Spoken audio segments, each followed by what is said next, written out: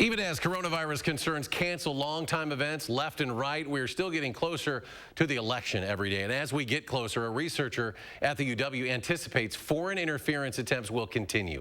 Amy Reed shows us how this interference has already started and if you're one of the targets on their radar.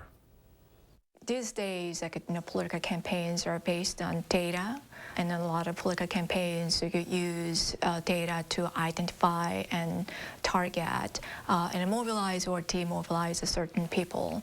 It was that thought that got Young Mi Kim where she is, examining millions of ads for her research ahead of the 2016 election and finding something she didn't expect.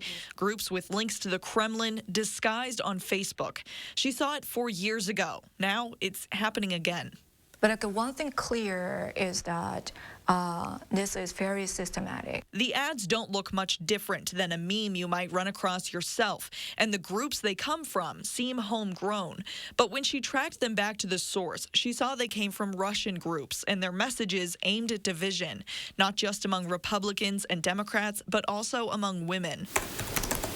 At the League of Women Voters, elections run their lives. Eileen Newcomer is the League's voter education manager. I would say the bulk of our work is working on empowering voters, providing them resources, helping them get the information that they need to have their voices heard on Election Day. They work hard to keep voters informed, but online, some of their followers may be targeted.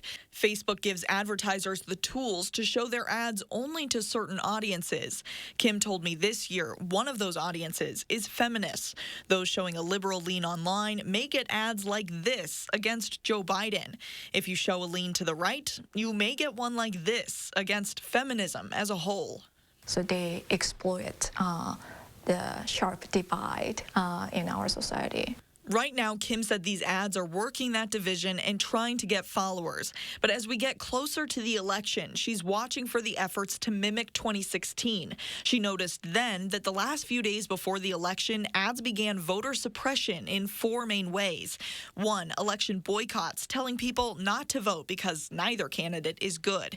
2, deception, lying about election times and poll locations, even telling people to text in their vote to avoid lines.